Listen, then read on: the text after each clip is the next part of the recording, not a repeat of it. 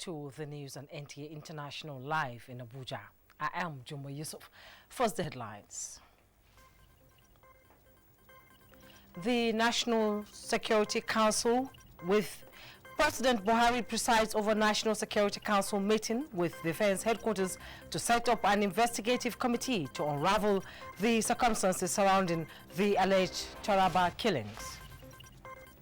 The Federal High Court in Abuja grants the Directorate of State Services 45 days for the detention of the leader of the Revolution Now group, Omoyole Sowore, pending the completion of investigation for trial. Presidency says Nigeria's economy is growing significantly, contrary to claims by the opposition alleging that the economy is in danger. And now the news in details. The National Security Council has ordered the Defense Headquarters to set up an investigative committee towards unraveling the circumstances surrounding the alleged killing of 3 police officers and 1 civilian by soldiers in Taraba State. The council gave the directive after an extraordinary meeting on the nation's security situation presided over by President Muhammadu Buhari. State House correspondent Adamu Sambo reports. The meeting summoned by President Muhammadu Buhari lasted several hours behind closed doors. In attendance were the service chiefs led by the Chief of Defense Staff, the Chief of Defense Intelligence, and a representative of the Inspector General of Police. Others were the National Security Advisor, Permanent Secretary, Ministry of Defense, as well as Directors General, Department of State Services, and the National Intelligence Agency. The council, which reviewed the current strategy of managing internal security operations across Nigeria, is convinced that substantial progress has been made in all areas of conflict, as explained by the Chief of Air Staff, Air Marshal Sadiq Abubakar. We also want to assure Nigerians that the armed forces of Nigeria and security agencies, other security agencies, will continue to work to ensure the security of Nigerians and to also ensure that no individual or group of individuals undermines the territorial integrity and sovereignty of Nigeria. Members of the National Security Council were, however, worried over the reported incident in Taraba State, which they described as unfortunate, intolerable, and counterproductive. A notorious kidnap kingpin was said to have been arrested by the police, handcuffed, and been conveyed to the police command headquarters in Jalingo when they were allegedly attacked by soldiers who killed 3 policemen, 1 civilian, and got the suspect freed. A committee will be set up by Defense Headquarters to critically investigate the circumstances that led to the unfortunate incidents in Ibi. No time frame was given for the completion of the assignment, but the council is assuring the public that appropriate action will be taken on the matter. The National Security Council is also encouraging the armed forces and other security agencies to leverage on technology towards effectively containing the challenges of security confronting the country. We are looking at other areas of technology that are not currently in use, to ensure that we put together all that is required to ensure security of Nigeria and Nigerians. President Muhammadu Buhari had recently, in a meeting with the Southwest Obas, promised to do whatever it takes within the limits of resources to set Nigeria on the path of peace and prosperity. From the State House, Adamu Sambu, NTA News. Justice Taiwo Abayomi Taiwo of the Federal High Court in Abuja has granted the Directorate of State Services, DSS, 45 days for the detention of leader of the Revolution Now group, Omoyole Sowore, pending the completion of investigation for trial. Justice Taiwo gave the ruling after studying the ex parte application and video evidences of the DSS. Judiciary correspondent Femi Okeo reports that Sowore was not brought to the court since it was not yet time for arraignment. Although Omoyole Sowore is yet to be formally charged before the court, the application for his detention was brought by the DSS under the Terrorism Prevention Act, giving little room for the exercise of personal liberty, as Section 27, subsection 1 of the Terrorism Act subsumes personal liberty under national security. Even with the application being ex parte, Justice Taiwo did some balancing act by taking judicial notice of laws and court judgments which could stand for the respondent. But in the words of the court, personal liberty must be in accordance to the law. Justice Taiwo also said that in the face of the video exhibits attached to the application by the DSS and the provisions of Section 27, subsection 1 of the Terrorism Prevention Act, he was inclined to grant the application, at least to an extent. The video exhibits are clips of Omoyele Sowore along with Nnamdi Kanu of the proscribed IPOB, and the second being a collaboration with the proscribed Islamic Movement of Nigeria, all of which the DSS told the court were processes to bring down the government. The court therefore granted the DSS 45 days to detain Sowore in order to complete investigation and report back to the court on the 24th of September. In Abuja, Femi Okeowo, NTA News. Still with security matters, the Nigerian police force is deploying a specially trained and strategically equipped squad to check all forms of criminality in the southwest geopolitical zone. Deputy Inspector General of Police in charge of operations, Abdul Majid Ali, who disclosed this in Ado-Ekiti, explained that the move is to fortify security in the area. Kola Adeboboye has the report. Identifying the prevalence of criminal engagements by some men of the underworld, which have been hindering the needed growth in the land, necessitated the tour of the State Command by the Deputy Inspector General of Police in charge of operations, Abdul Majid Ali, on the orders of Inspector General of Police, to share information with officers and men of the force on how best to curb criminality, especially in the southwest region. And so the same will apply in the southwest. We're sending a strong team here that will work with all the commissioners of police and ensuring that there's security and there's peace. People sleep with their two eyes closed and move freely. The host commissioner of police, Amba Asugo, and the AIG Zone 11 Oshogbo, who accompanied the DIG, corroborated efforts of the police management in playing supportive role being the eyes of the public to ensure that crime is reduced to the barest minimum in the country. In Ado-Ekiti, Kola Adeboboye, NTA News. Stakeholders have called for improved policies, monitoring a national legal and regulatory framework for effective operations of private security companies in the country. This was the submission at the launching of Baseline Study Report on Private Security Governance in Nigeria. Hamman Jabani reports. The Private Guard Act of 1986 gave birth to the proliferation of private security organizations in the country. It came as a direct response to complement the services of public security agencies. According to the Nigerian Security and Civil Defense Corps, as of February 2019, there are about 1,110 licensed private security companies operating and about 740 unlicensed private security companies undergoing processing, creating 828,505 employment. To this end, there is urgent need to repeal and replace the Private Guard Act of 1986. So, it is in the light of this that the Nigerian Security and Civil Defense Corps, in collaboration with other stakeholders, initiated a research on private security governance in Nigeria in collaboration with Afilo Foundation. This is coming at a time where I think we really need this, so that we can roll minds and forge a way ahead and see how we can improve security in Nigeria. So don't have some necessary capacity and equipment required. So they have a challenge of funding to improve what they are doing. The work is set to reform the operating system of private security companies in Nigeria, their training standards, professional development, code of conduct, ethics in line with human rights standards, as well as working condition, among others. We are at that stage of our evolution where there's need for the building of proper legal and regulatory frameworks, in order to consolidate private security in Nigeria.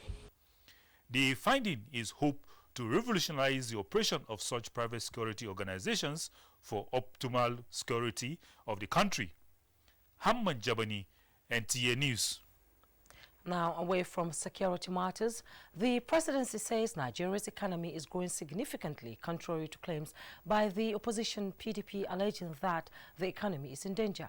In a statement, Senior Special Assistant to the President of Media and Publicity, Garba Shehu, presented facts side by side to prove economic growth under the Buhari administration. The details. Nigeria's economy came out from recession with the confidence investors have when President Buhari came with his economic revival mission in 2015. This, the presidency explained, made domestic and foreign direct investments flow steadily. For instance, the presidency noted growth of capital importation, which rises to 216%, equivalent to more than $7.14 billion this year. Records indicate that economic growth in the first and second quarter 2015 better than how it was in 2014. Similarly, United Africa Company of Nigeria's profit went higher with 61% from January to June this year, the fact which presidency referred to publications available on national dailies. It further stated that in the last 4 years, President Buhari made diplomatic shuttle to improve economic relations with the US, Europe and China, in addition to devoting 30% of the capital spending for infrastructure development. Evidence manifesting the statement added include projects being executed in rail, roads, aviation and power generation, which now has the capacity to generate 13,000 megawatts. The National Identity Management Commission is refocusing its operations from card to national identification number and ensuring the mandatory usage of the number for all government services through an ecosystem which has commenced with the Nigerian Immigration Service and in Nigerian office in the diaspora. Director General of the Commission, Aliu Aziz, said this follows the implementation of recommendations made by Bureau of Public Service Reforms in Abuja. Adebola Brooks and Sunday reports. Basically, you use two different numbers to serve your fatherland, state code and call-up number. 7 to 10 digits, and I was writing my NECO and WAEC at the same time, so having to cram both. This series of registration processes to acquire identification number by Chris Okeke, a core member, and Olamide Oladile, the 300-level students of a university in Nigeria, are the narratives the National Identity Management Commission is changing through the introduction of a unique identification number immediately a child is born in the country. Director General Aliu Aziz said the Commission has set a 3-year target to register the entire population. So what we are working on now is to make sure that there is something unique, and that is the NIN. The NIN will be given at birth and at any other time, so that we will be able to manage our resources, manage the people, and also organize ourselves. Director General Bureau of Public Service Reform Ibrahim Dasuki Arabi, who commended the full implementation of the recommendations by the Commission, said the steps taken will eliminate duplication of duty and save costs. Resources being used by other MDAs to generate data on Nigerians can be diverted and be used for something else. That is one good thing that they have done. Secondly, on their database, they have 36.1 million from about 700,000. I think that is a great achievement. They also solicited the need for data of the Commission to be incorporated into the Integrated Payroll and Personnel Information System, IPPIS platform, to curb multiple accounts. Adebola Brooklyn Sunday, NTA News. You're watching the news on NTA International. More news after the break. Don't go away.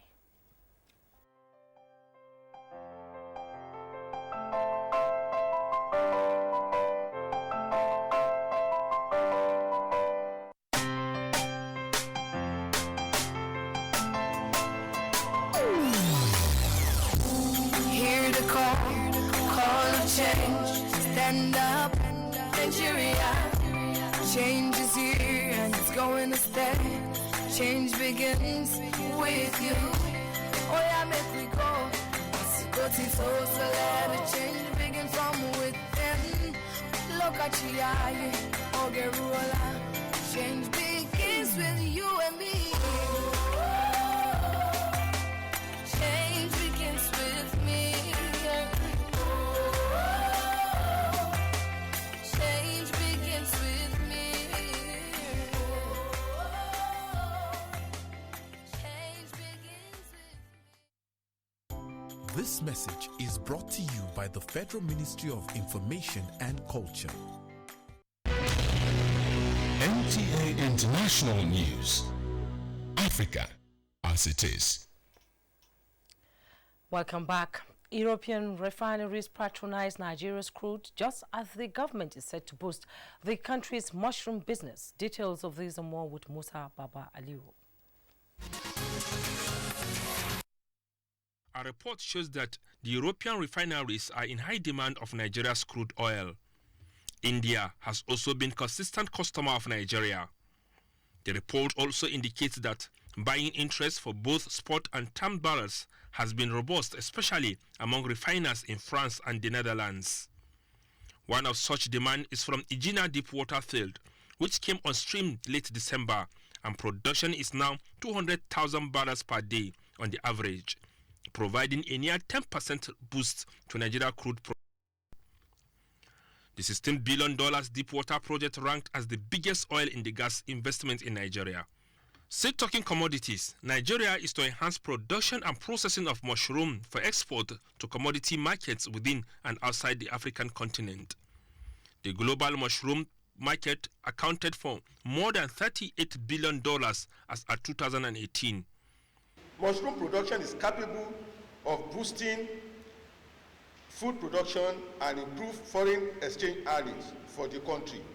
Under adequate management, it is possible to generate billions of dollars yearly from production and export of the commodity. And the Nigerian Stock Exchange recorded a profit of 0.05% this Thursday.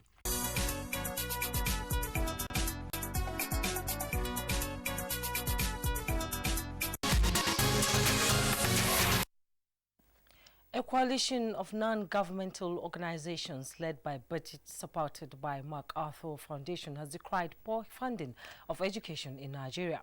The group made this known while briefing journalists on the state of funding of education in the last 4 years. Austin Ayabi reports. Education is the bedrock of development in any human society, explaining why governments of nations across the globe invest heavily in the sector. In Nigeria, where illiteracy level is relatively high, with number of out-of-school going children put at 10.9 million, the need for enhanced budgetary allocation to the sector becomes imperative. This is the concern of a coalition of non-governmental organizations spearheaded by Budget with interest in quality education when briefing the media on the budgetary allocation to the sector in the last 4 years. Education budget performance is on a decline as funds targeted to the sector are either not assessed or underutilized by the state governments.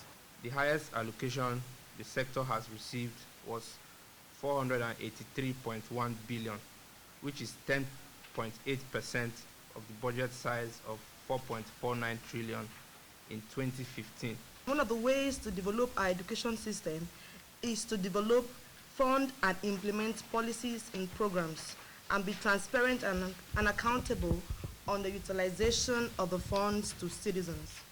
While making case for adequate funding to develop the sector so as to discourage education tourism, they appealed to the 9th Assembly to amend the Universal Basic Education Act 2004 to extend its coverage from junior to secondary education with increased UB fund from 2 to 3% from the federally generated revenue, as this will help to improve learning facilities and infrastructure in schools.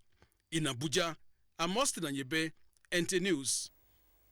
As part of efforts to ensure improved healthcare delivery in Oyo State, Governor Seyi Makinde has reaffirmed his commitment towards sustaining achievements recorded in the state on polio. He made the promise while receiving Rotary International in his office in Ibadan, Oyo State. Lukman Hassan has the details. In a bid to ensure that Nigeria is safe from polio, after the last case recorded in 2016, Rotary International presented sensitization materials to Oyo State Ministry of Health to enlighten Nigerians on the need to immunize their children against polio virus. Although Oyo State has not had any reported case of the virus in the last 10 years, Rotary International calls for collaborative efforts with state government to prevent possible spread from surrounding states. And we want to make sure that as the new government settles in, that the polio eradication program is on their top agenda. Then as at when due to health centers to have their routine immunization and to be stated to them for the different vaccinations. Oyo State Governor Seyi Makinde, while noting that healthcare remains top on his administration's agenda, promised to do the needful at ensuring that the state is polio-free. I give you the assurance that the leadership of Oyo State were committed to polio eradication, and we're also committed not just to that single disease. Rotary International has created Nigeria National Polio Plus Committee to ensure that the country is safe from polio. In Ibadan, Lokman Hassan, NTA News. Conversations are still ongoing about the limiting implications of drug abuse in the country. Dominant themes in these conversations draw from the understanding that the menace is national and so require general collaboration to stem the tide. Onegie Fineface reports. Clamoring for youth involvement and engagement in governance is gaining greater prominence in conversations about leadership and politics in Nigeria. With the preponderance of addiction and abuse of drugs among youth in the country, there are questions about their capacity to live true to the mantra that the future belongs to them. Drug abuse and drug addiction not only kills, but it destroys lives. Not just the individual life, but the lives of people around that individual. Conversations at this conference organized by the National Alliance Against Drug Abuse are designed to engage all stakeholders in stemming the tide towards national development. 18-year-old Abigail Ojeti is one of several young Nigerians determined to lend their voices to advocacies against drug abuse in the country. We ourselves are the cause of drug abuse because we can't be forced to do what we don't want to do. While encouraging all Nigerians to get involved in the fight against drug abuse, the federal government continues to take the lead through its agencies to combat the scourge. The present administration of President Muhammad Buhari, CFR, has however picked up the gauntlet and taken steps to scale up government's response to the drug abuse problem. A dominant opinion shared in this gathering is that success in the fight against drug abuse is a springboard for fights against crime and criminality in the country. In Abuja, Onengie Fineface, NTA News. A conference to discuss the suspended Ruga settlement policy of the federal government is being planned by a group that believes in dialogue as a means of resolving differences. Now, the group is seeking partnership with the Nigerian Television Authority to bring all those concerned to a round table. Ruth Aguero reports. The suspended Ruga settlement by the federal government, earlier planned to settle migrant pastoral families and to curb open grazing of animals across the country, is the reason this group is visiting NTA. They are seeking partnership to use dialogue as a key strategy to further sustain the Ruga settlement through a proposed Ruga conference that will bring together stakeholders to discuss the challenges of the Ruga program and address grey areas. There is a need to bring together stakeholders under one platform to discuss. Let them tell us what is their grievances towards this. There's going to be a rule of engagement for the headers when they come into a community. It's clearly an economic issue. The Executive Director News, Muhammad Labo, who received the group on behalf of the Director General of the NTA, Yakubu Ibe Muhammad, acknowledged the group's choice of dialogue to pursue their interest in the proposed Ruga policy. It's unfortunate that the whole policy of government, which of course aims at resolving the conflicts that we are having in the country today, resulting to loss of lives, government wants to address it once and for all for the benefit of everybody. Cattle rearing being part of the value chain of agriculture, should not be left out. If farmers can be supported by government, why wouldn't government support the cattle rearers? It is the belief of both parties here that dialogue between all concerned parties will be key to resolving differences on the issue. In Abuja, Ruth Aguela, NTA News. In view of the rising challenges of flood disaster in some parts of the country, the National Emergency Management Agency, NEMA, has convened a stakeholders workshop on the need to upskill mitigation and intervention. Correspondent Ilyasu Ali Yakubu reports that the workshop has as its theme flood risks mitigation, preparedness and response for 2019 flood response is geared towards enriching stakeholders with information that will assist in mitigating the rising challenge.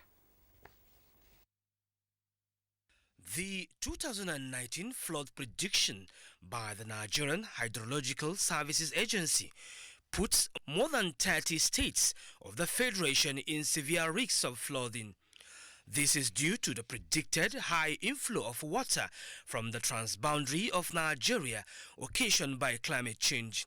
Already, flash floods have visited some states, recording a number of casualties. This workshop, organized by NEMA, is in response to this rising challenge, with all the stakeholders in the business of floods mitigation converging on Abuja to find a lasting solution to the perennial flood menace.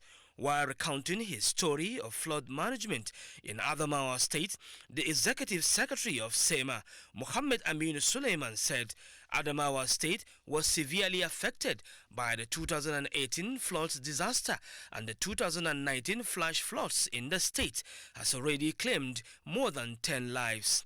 We've been battling with this flood disaster, and we are trying very well.